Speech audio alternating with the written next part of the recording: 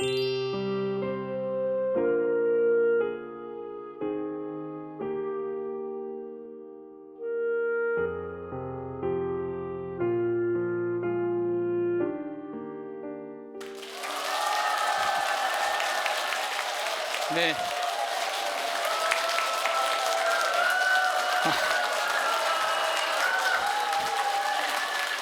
감사합니다.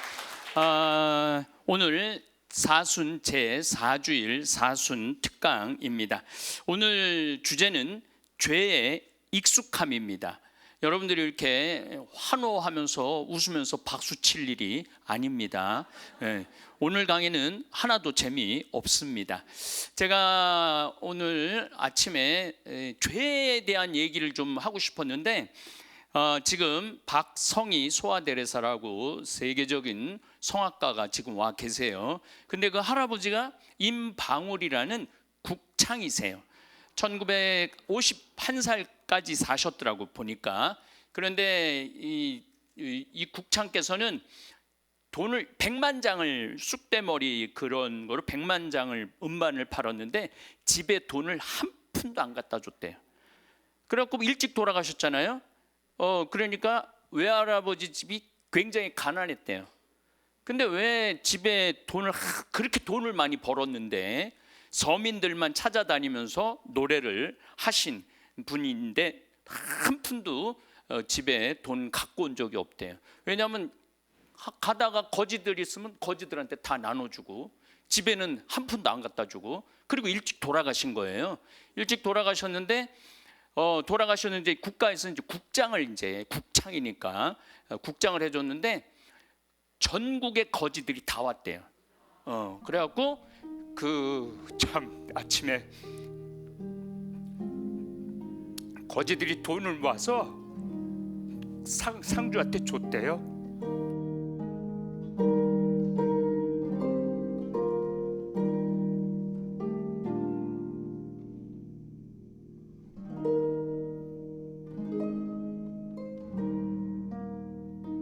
제가 왜 죄에 대해서 이렇게 처음부터 그러느냐면은 우리가 이렇게 선행에 익숙해야 되는데 죄에 너무 익숙한 세상이 돼버렸어요.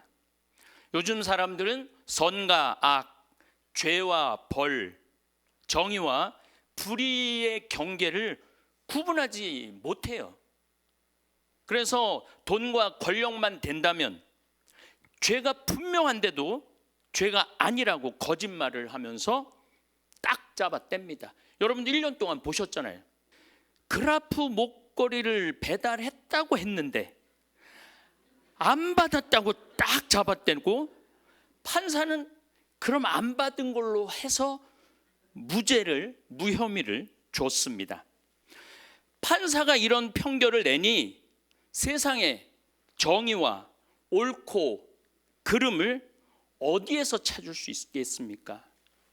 이 정말로 우습지도 않는 꼴을 우리가 보고 살고 있습니다. 예수님께서 선포하신 정의로운 하느님 나라 없어지고 죄인이 당당한 세상이 되어가고 있습니다. 그래서 오늘은 도대체 왜 인간들이 양심의 가책 없이 죄에 젖어 사는가에 대한 이야기를 하고 싶습니다. 러시아 소설가 도스토옙스키는 1821년 11월 1일에 태어나서 1881년 2월 9일 세상을 떠납니다. 60년을 살다 간 러시아 소설가입니다. 모스크바에서 태어났는데 아버지가 의사였어요. 그리고 한없이 다정한 어머니에게서 7남매 가운데 둘째로 태어납니다. 상테페테르부르크, 쌍떼라는 게 거룩하다라는 뜻이에요. 쌍떼, 페테르는 베드로예요. 부르크는 도시예요. 그러니까 성 베드로 도시라는 곳에서 활동을 하면서 죄와 벌, 까라마조프의 형제들이라는 유명한 소설을 집필을 합니다. 저는 이 도스토옙스키를 좋아해갖고 죄와 벌은 800페이지 정도 되고 까라마조프는 한 1500페이지 정도 돼요. 까라마조프는 2번, 3번 이렇게 읽었습니다. 젊은 시절 사회주의 운동을 하다가 사형 선고를 받았는데 여러분들 아마 이거 언뜻 기억이 날 겁니다. 집행 직전 황제의 특사로 감형되어서 시베리아에서 4년 동안 유형 생활을 하고 난 뒤 죽음의 문턱에서 황제가, 우리 김구 선생님도 고종 황제가 사형 집행을 막았던 거하고 똑같은 장면입니다. 그래서 그런 죽음의 문턱에서 죄와 벌을 탄생을 시킵니다. 1812년 나폴레옹이 러시아를 침략을 하죠. 그런데 러시아가 이겨요. 어떻게 이기느냐면은 모스크바를 싹 불태우고 도망가 버려요. 러시아 사람들이 도시에 모스크바에 들어갔는데 아무도 없어. 그래갖고 결국은 나폴레옹이 50만을 데려갔다가 몇만만 해갖고 이 프랑스 그 나폴레옹이 무너지죠. 그러고 났는데 유럽에서 러시아가 스타가 됐어요. 갑자기 경제가 어마어마하게 부자가 됐어요. 갑자기 돈이 많아지면요 윤리가 무너져요. 갑자기 돈이 많아지면 우리나라가 요즘 그럴 위험에 있는 나라입니다. 가난한 대학생 출신인 라스콜리니코프, 이게 라스콜리니코프가 뜻이 뭐냐면은 분열된 정신을 가진 사람이라는 러시아 뜻이에요. 사람 이름이 아니고 분열된 정신을 가진 사람. 악랄하기로 소문난 전당포 노인 알료나와 그의 여동생 리자베타를 도끼로 살인을 해요. 안주머니에 도끼를 들고 가갖고 이 법대를 중퇴한 라스콜리니코프는 가난한 사람들의 마지막 물건까지 돈으로 후려쳐서 착취하는 노파 알료나를 도끼로 살해합니다. 사실 이 라스콜리니코프도 아버지 시계까지 마지막에 맡겨요. 너무 먹을 게 없어서. 그러니까 그 전당포 노파가 너무 미웠던 거예요. 그리고 저런 여자는 죽어도 싸다고 도끼로 찔러 머리를 쳐서 죽입니다. 그런데 늦게 아주 착한 여동생이 들어오는데 그 장면을 봐요. 너무너무 착한, 자기하고 처지가 똑같은 그 여동생마저 도끼로 쳐서 죽입니다. 이 살인 후 이 젊은이는 계속해서 이 범죄를 자기 사고에 맞춰 자기 합리화를 하려고 노력을 굉장히 많이 해요. 그 여자는 죽어도 싸다고. 하지만 라스콜리코프는 끊임없는 양심의 소리를 듣고 괴로워합니다. 왜냐하면 착한 여동생, 죄 없는 여동생을 죽였기 때문에. 다행히 가난한 가족을 위해 어쩔 수 없이 몸을 팔게 된 소냐를 알게 되고, 두 노인을 죽인 이 젊은이가 너무 괴로워하니까 소냐가 내가 같이 십자가를 져주겠다고 그렇게 사랑을 하게 되고, 결국은 소냐의 설득으로 자수를 해요. 그리고 시베리아에서 8년 동안 참회 속에서 다시 회개를, 그러니까 죄를 져서 벌을 받고 회개를 해서 행복한 삶을 출발한다는 내용이 긴 내용인데 그렇게 끝을 맺습니다. 도스토옙스키는 사람이 죄를 지었으면 회개하고 그에 마땅한 벌을 받아야 새로운 삶으로 거듭난다는 이야기를 1866년에 발표하게 됩니다. 그런데 지금 대한민국은 2024년 국민을 상대로 계엄을 선포하고 온 나라를 불안과 공포로 몰아넣는 죄를 저지르고도 반성과 사과 한마디 없이 끝까지 자신들이 계엄을 선포한 것은 죄가 아니고 합당한 통치 행위였다고 항변하는 무리들을 보면서 저는 이미 죄에 완전히 무리들어 죄가 뭔지 무엇인지 분간 못하는 사람들 모습을 보면서 화가 치밀어 올랐어요. 그야말로 세상 사람들 말로 한다면 뚜껑이 한참 열렸어요. 저들은 참 죄라는 단어 자체를 완전히 까먹고 아예 죄에 익숙해져 버렸구나 하는 생각을 합니다. 뭔가 익숙해진다는 건 좋기도 하지만 아주 무섭기도 한 거예요. 살인에 익숙한 사람은 처음이 어렵지 10번, 20번, 30번 그때까지 할 수 있을 때까지 하는 게 죄입니다. 아울러 사순시기를 맞이하는 우리들 역시 죄에 익숙해 있지 않은가 반성해 봅니다. 사실 지금 감옥에 가 있는 정치인들 잘못한 게 없다며 다시 그들의 정치 지도를 받겠다며 거친 욕설과 행동, 악에 치받쳐 시위를 하는 사람들, 법원을 유리창을 깨고 판사 죽인다고 찾아다니는 모습들을 볼 때 지금 죄에 너무 익숙해져 있는 공동체가 아닌가 그런 생각을 합니다. 그래서 오늘은 도대체 뭐가 죄인지 가장 기본적인 10계명을 돌아보면서 우리 역시 죄에 익숙한 채 이 삶을 살아가는 게 아닌가 이 시간을 통해서 점검해 보고 싶습니다.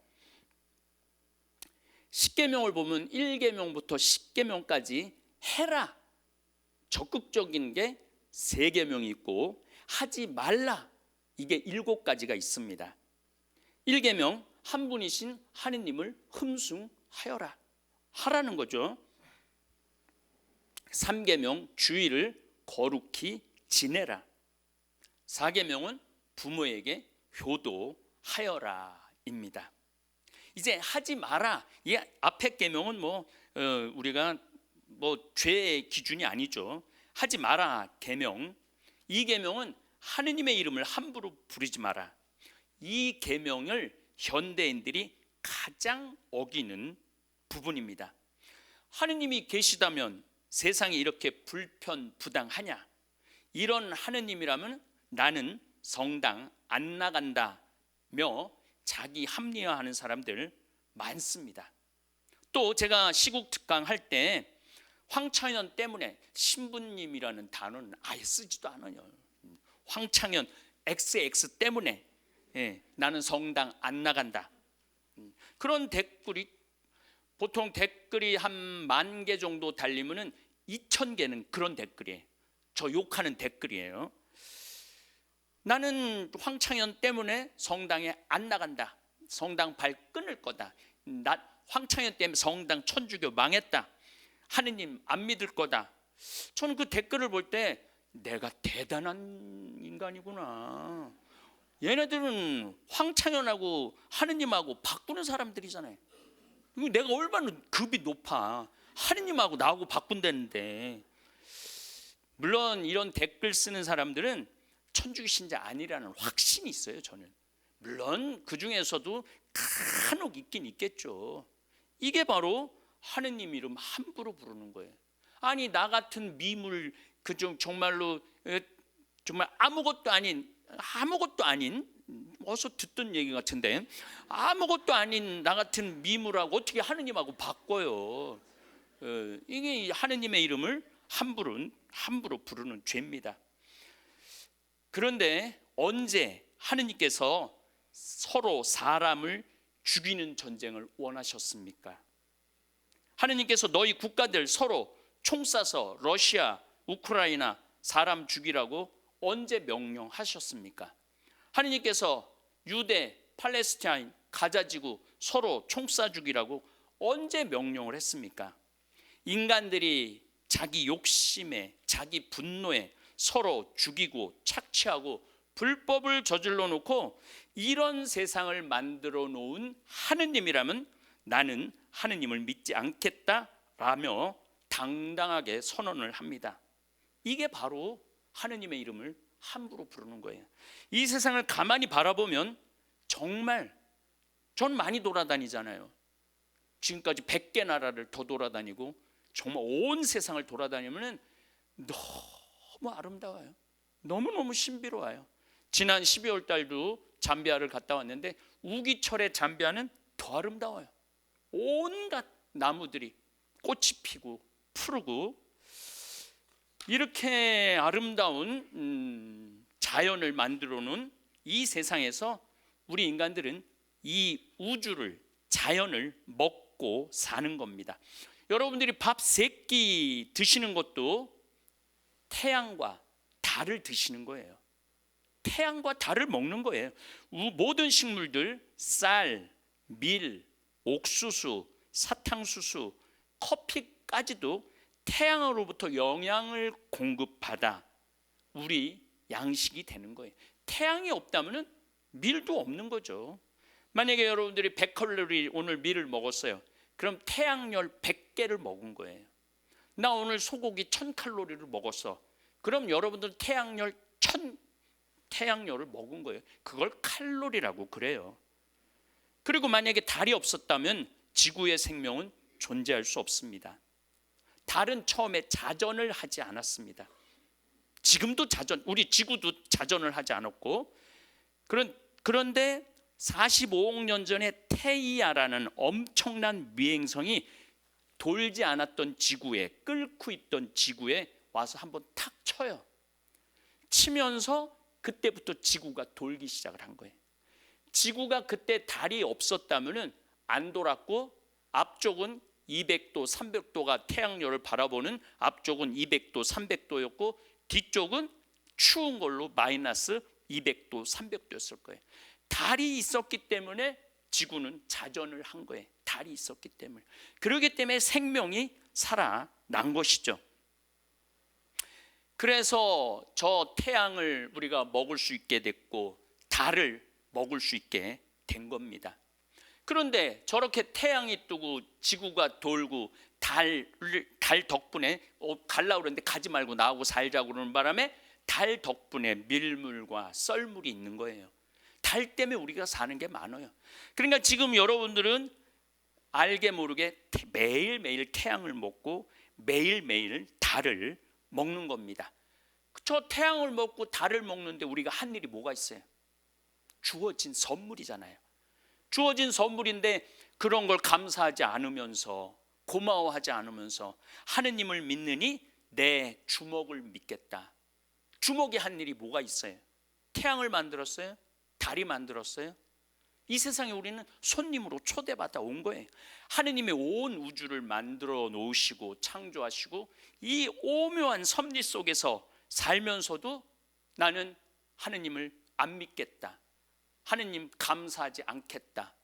그리고 이 세상을 살아가는 사람들은 하느님의 이름을 함부로 부르는 사람들이에요. 하느님의 이름을 함부로 부르는 사람들은 밥 먹을 자격이 없는 사람이에요. 자기가 인간이 똑똑하면 얼마나 똑똑합니까? 우리는 매 순간 감사를 드려야 합니다. 밥 먹을 때도 감사해야 돼요. 정말로 물을 마실 때도 감사하고. 그래서 우리는 매 순간 형님인 태양과 누님인 달에게 감사하고 이 모든 만물을 창조하신 하느님께 경배드리고 하느님 이름을 영광스럽게 불러드리는 것은 우리 인간의 당연한 본분입니다. 프란치스코 성인께서 태양의 창가를 부르셨죠? 오늘 준비해서 한번 들어보시기 바랍니다.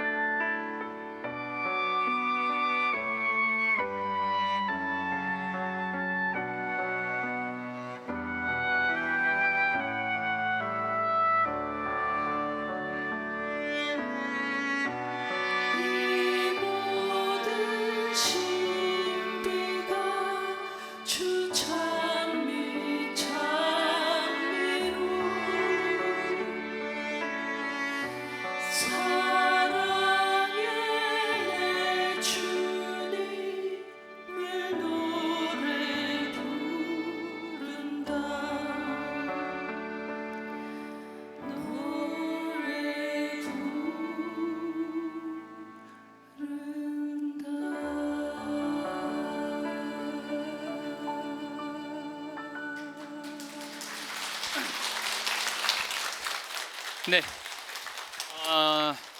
아름답죠? 우리는 이 모든 은총 속에서 이 세상을 살아가는 거예요. 이 세상을 천국으로 만드는 것도 인간이고 이 세상을 지옥으로 만드는 것도 인간이에요. 하느님 탓하면서 그런 하느님 믿지 않겠다는 그런 어리석은 그런 생각 안 하는 우리 교우들 됐으면 좋겠습니다. 4계명, 부모에게 효도하여라. 이 계명도 할 얘기가 너무 많죠. 저희 아버지는 2017년 87세로 돌아가셨고 어머니는 작년 25년 93세로 하느님께 돌아가셨어요. 죽은 게 아니고 돌아가셨어요. 물론 잘해드린 것보다 못해드린 게 많기는 하지만 제 마음에 불효로 오는 죄책감과 한이 쌓이지는 않습니다. 이 마지막 효도가 중요한데 우리 자식들은 부모님 참 잘 보내드렸다는 생각을 합니다. 내둥 효도 안 하다가 마지막에 그동안 못한 효도한다고 끝까지 부모님 목구멍 뚫고 수술하고 90대 갖고 이런 어리석은 부모 괴롭히는 자식들 많습니다. 다시 한번 오래간만에 평화방송 나와서 말씀드리지만 잘 돌아가시게 하는 게 마지막 효도입니다. 제일 좋은 거는 그냥 곡기를 끊으면 계속 밥을 주지 마세요. 계속 밥을 주지 말아야 돼. 그래야지 가장 황홀하게 죽는다고 그래요. 그냥 영양제 넣고 목에다 뭐 넣어주고 그러시지 마세요. 때가 되면 곡기를 끊으면 가는 건데 마지막에 내둥 안 찾아오다가 내중 안 모시다가 마지막에 이렇게 못 보낸다고 그런 청개구리 같은 그런 효도는 안 했으면 좋겠어요. 다행히 저는 우리 형제들과 누님 두 분 다 어머니 아버지 요양병원에 보내지 않으시고 거의 끝까지 뭐 중간 병원에 왔다 갔다는 하셨지만은 집에서 모셨습니다. 그래서 마음이 조금은 가볍습니다. 물론 보고 싶고 그리운 건 말할 수도 없죠. 매 순간 보고 싶고 매 순간 그립습니다. 보통은 효도 안 하는 자식들이 부모님 돌아가시고 난 다음에 잘해드린 거 하나도 없고 못해드린 것만 기억난다고 하는데 저는 부모님하고 추억이 너무 많아요. 작년 최영업 신부님 자칫 따라 성지순례 갔을 때 백두산 천지를 갔는데 너무너무 아름다웠어요. 정말 그 잔잔한 물결하며 그런데 전 백두산에서 아버지하고 어머니하고 사진 찍었던 기억밖에 안 나요. 30년 전에 모시고 가서 그때도 너무 아름다웠는데 30년 후에 아버지 어머니는 이제 하느님한테로 되돌아갔지만은 그 추억을 생각하니까 그 순간이 저한테 너무너무나 소중했어요. 중국 수도 베이징 북경을 가니까 자금성을 함께 여행했던 부모님과의 추억, 프랑스 파리면 파리, 이탈리아 로마면 로마, 이스라엘이면 이스라엘, 부모님과 함께 여행 다녔던 기억이 새록새록 납니다.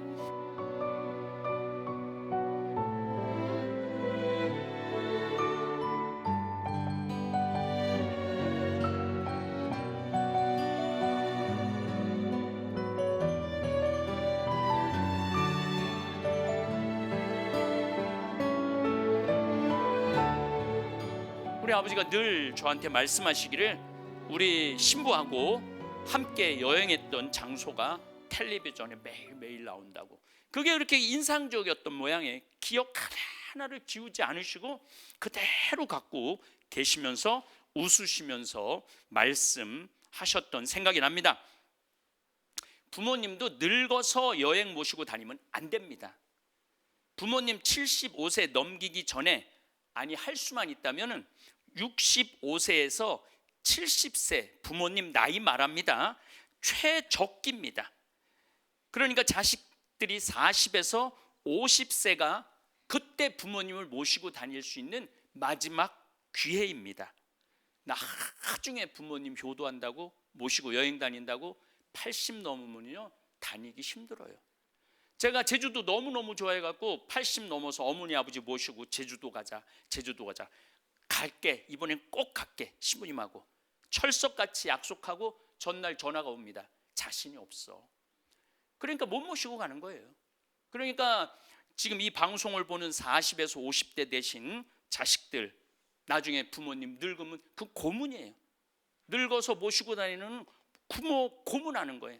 그러니까 40, 50에 자식들 학원 보내지 말고 그 학원 보낼 돈 있으면은 부모님 모시고 여행 다니시기 바랍니다. 네, 제가 요즘 그 옛날에 철 없을 때 강의할 때 자식 끊고 효도하라고 그러는데 지금 철이 들었어요. 어머니 아버지 돌아가시고 난 다음에 효도는 40에서 50대 하는 게 효도다. 내 나이 60, 70대 갖고 부모 나이 90, 100살 돼 갖고 효도할 수가 없어요. 그러니까 최적기입니다. 부모님에게 전화, 용돈 드려야 됩니다. 자식에게 쏟는 돈 반에 반이라도 드려야 돼요. 저는 어머니 아버지한테 신부 돼서부터 돌아가실 때까지 용돈 한 달도 안 걸르고 드렸어요. 그러니까 내가 이렇게 인쇄 수입이든 강의 수입이든 다 드렸어요. 다.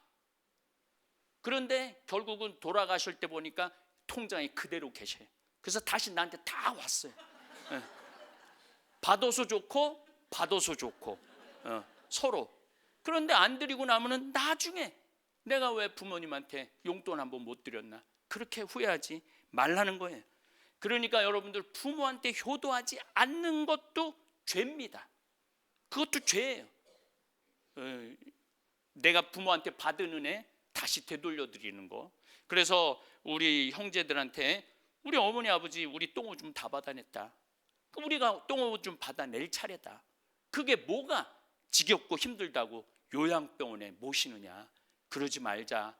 우리 형제들이 정말로 힘들었지만은 잘 따라줘 갖고 마지막까지 집에서 모시고 어머니도 집에서 돌아가셨습니다.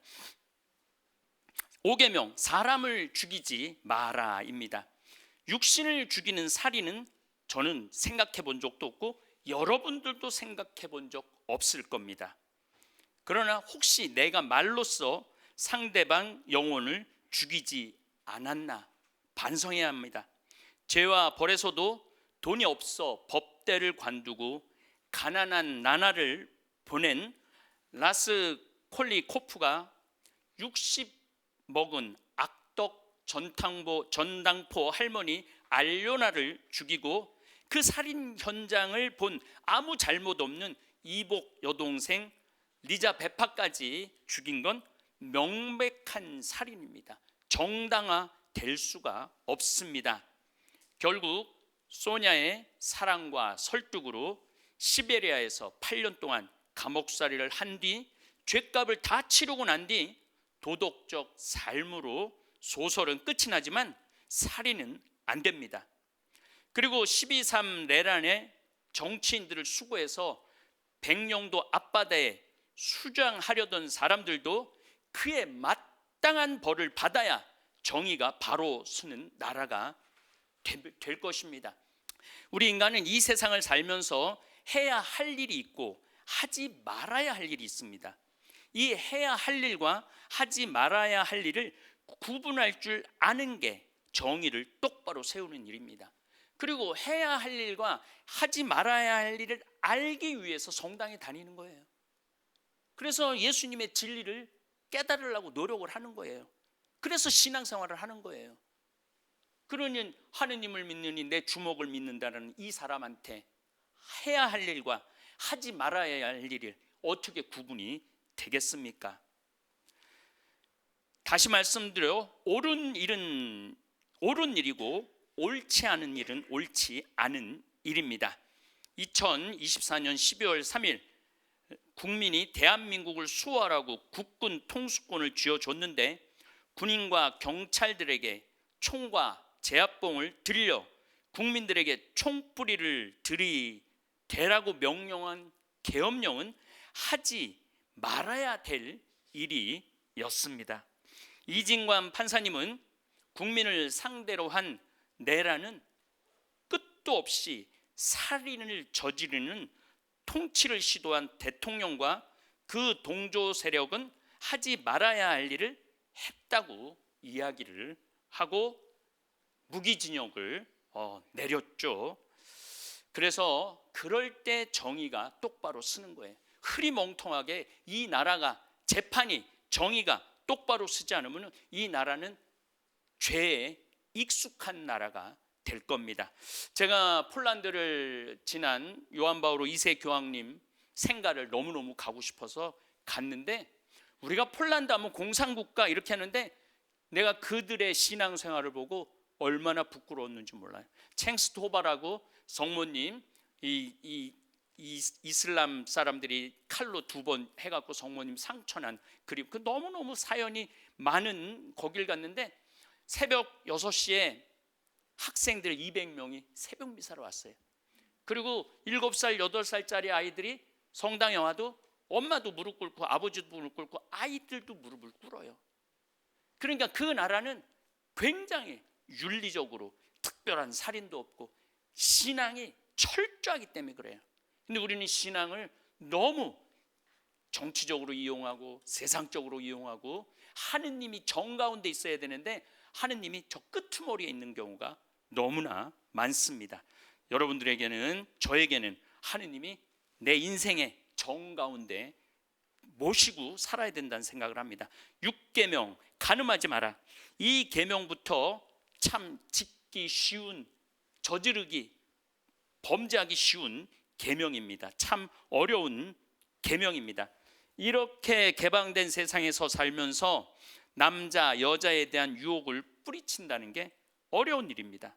물론 저처럼 이 산속에 머물러 살고 1년에 1번, 2번 가는 사람은 훨씬 유리한 계명이기는 합니다. 저는 젊었을 때는 예쁜 여자를 보면 별 생각을 다 했어요. 정말로 눈알 6,000개 다 뺐어요. 그래서 눈알이 없어요. 눈알 6,000개를 다 빼갖고 눈알이 없어요. 그런데 제가 이제 작년에 환갑이 넘었잖아요. 이제 이쁜 여자를 봐도 눈알이 다시 들어와요. 이제 들어오고 있어요. 눈알이. 그렇게 나이를 먹어서 편해지는 게 있더라고요. 나이를 먹어서. 그리고 우리 평창에 오는 사람들은 다 싸고 와갖고 이거 봐, 다 싸고 왔잖아 지금도. 그래서 훨씬 편안해졌어요. 하느님께서 여기도 2가지를 주셨습니다. 성을 주신 것은 인류 번식을 위해서 성욕을 주셨어요. 인류 번식을 위해서. 사랑을 확인하기 위해서도 성욕을 주셨지만 단순히 성욕만을 채우기 위해 알지도 못하는 사람 성폭행하고 거기에다 살인까지 하면 하느님의 준엄한 심판을 면하기 어려울 것입니다. 새로 되신 교황님께서 죄에 대해서 너무 요즘 흐리멍텅하다는 거예요. 이 인류가 죄에 대해서 단단하게 경계하고 반성하고 다짐해야 되는데 그래도 괜찮아, 저래도 괜찮아, 이런 윤리는 안 된다고 말씀을 하십니다. 죄와 벌의 라스콜리코프와 소냐의 아름다운 사랑, 그게 바로 그런 사랑을 확인하기 위해서 바로 성을 주신 겁니다. 하느님은 이 아름다운 사랑을 고귀하게 하라고 성욕을 주신 것입니다. 성욕을 채우기 위하여 9살 난 꽃 같은 소녀를 성폭행하고 때린 조두순 같은 아기는 한 소녀의 삶을 짓밟은 것뿐만 아니고 우리 대한민국 사회를 짓밟은 사람입니다. 그런 사람을 풀어준다라는 것은 저는 용납하기가 힘듭니다. 미국은 아동 성착취 비디오만 갖고 있어도 무기징역입니다. 성착취를 했다, 그거는 감옥에서 절대 나올 수가 없습니다. 근데 우리나라는 너무나 법이 물러요. 성에 대해서도 물르고 정치에 대해서도 물르고, 도대체 커피인가 버스 기사님이 하나 먹은 거를 가지고 파면을 시켰어요. 그거 하나 가지고도. 그런데 나라를 팔아먹은, 그것도 내란 외환을 다 주도한 저 정치인들이 저렇게 뻔뻔하게 얼굴을 들고 있는 이 나라가 하느님의 계명을 어기고 있다라는 이야기입니다. 제7계명은 도둑질하지 마라. 이 계명도 양심의 소리를 조금만 듣는다면 얼마든지 지킬 수 있는 계명입니다. 반면 권력이 있거나 재물이 있는 사람은 이 또한 지키기 어려운 계명입니다.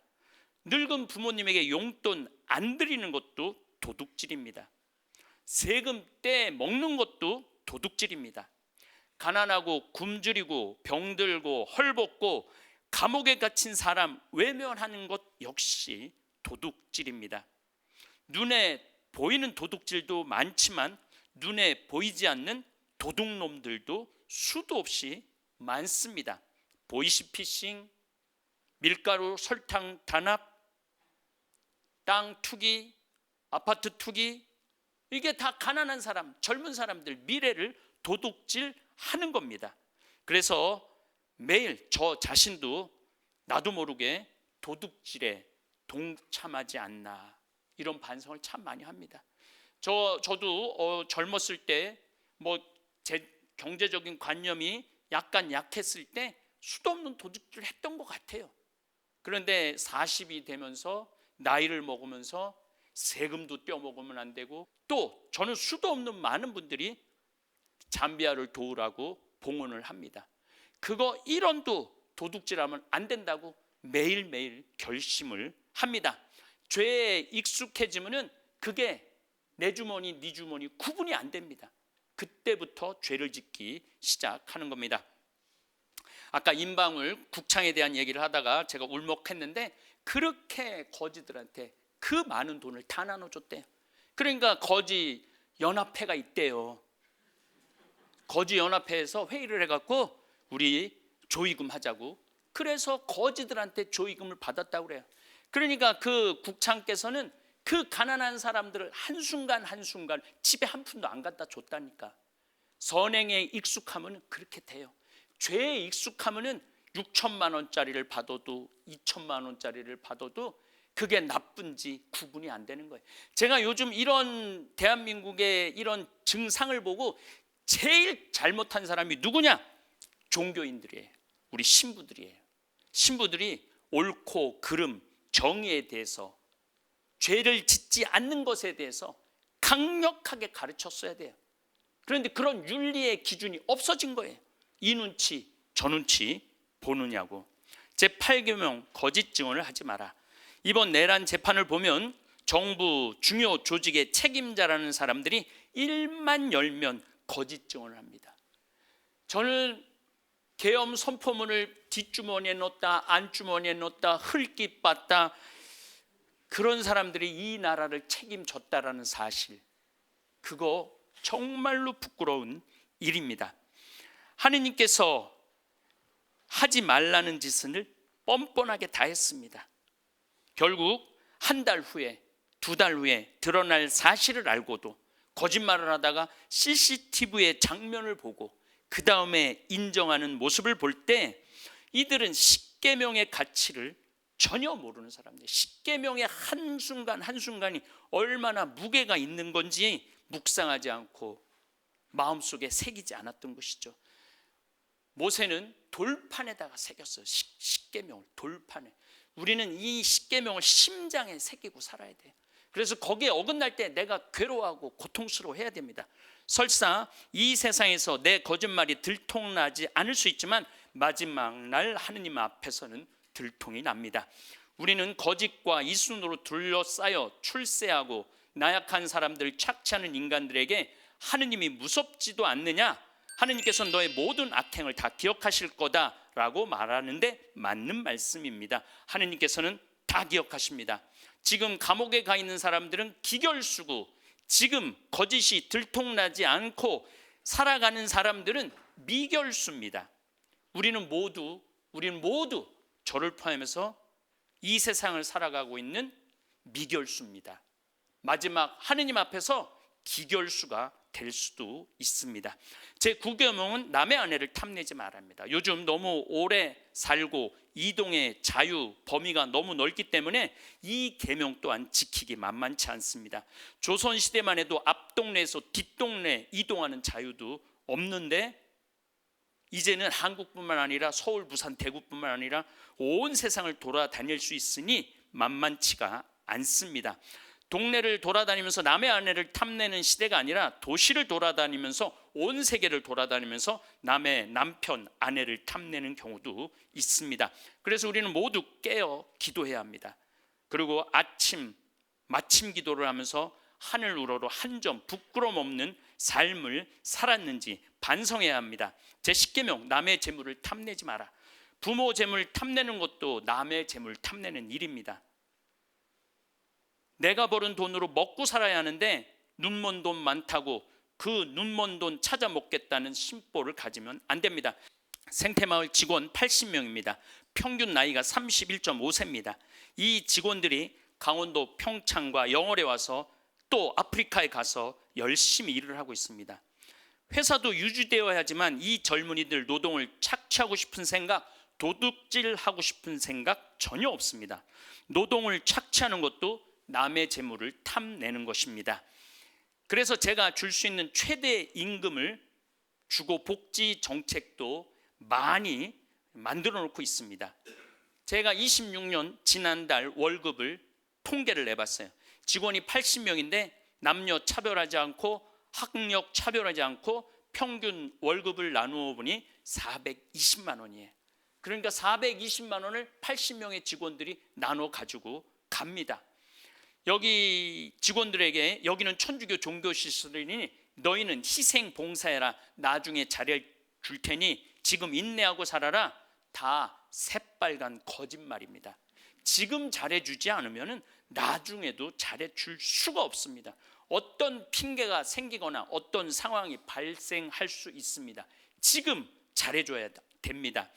만약 직원에게 정당한 노동력을 지불하지 않으면 우리 젊은 직원들 재물을 탐내는 것입니다. 이렇게 인생살이 하면서 해야 할 일이 있고 하지 말아야 될 일이 있습니다. 우리가 신앙생활을 할 때 해야 할 일과 하지 말아야 할 일의 판단이 생깁니다. 아모스 예언서 듣도록 하겠습니다. 빈곤한 일을 짓밟고 이 땅에 가난한 일을 망하게 하는 자들아, 이 말을 들어라. 너희는 말한다. 언제면 초하룻날이 지나서 곡식을 내다 팔지, 언제면 안식일이 지나서 곡식을 내다 팔지, 언제면 안식일이 지나서 밀을 내놓지. 에파 팔 때 그릇입니다. 에파는 작게, 세켈 춥니다. 는 크게 하고 가짜 저울로 속이자. 힘없는 자를 돈으로 사들이고 빈곤한 자를 신 한 켤레 값으로 사들이자. 지스러기 밀도 내다 팔자. 죄를 짓고자 마음 먹기 시작하면 끝도 없이 사악해지는 것이 인간입니다. 서시, 윤동주 서시로 마치도록 하겠습니다. 죽는 날까지 하늘을 우러러 한 점 부끄러움이 없기를. 잎새에 이는 바람에도 나는 괴로워했다. 별을 노래하는 마음으로 모든 죽어가는 것을 사랑해야지. 그리고 나한테 주어진 길을 걸어가야겠다. 윤동주 시인의 마음은 절대 죄에 익숙하게 살지 않겠다는 것입니다. 잎새에 이는 바람에도 괴로워하겠다는 것입니다. 우리 역시 죄에 익숙한 죄인이 되어서는 안 됩니다. 양심은 마음의 거울입니다. 거울이 깨끗해야 내 얼굴 잡티도 찾아내어 제거할 수 있습니다. 마음의 거울인 양심이 깨끗해야 되는데 내 안에 있는 죄를 찾아내서 제거해야 되는데 내 양심의 거울이 까매요. 그래서 내 죄가 안 보여요. 죄에 익숙해져 있어요. 우리는 양심의 거울을 닦는 것을 십자가의 길을 통해서, 사순시기를 통해서, 고해성사를 통해서 여러분들 양심의 거울을 닦는 시기 됐으면 좋겠습니다. 이 사순 제4주일 잘 보내시기 바랍니다. 감사합니다.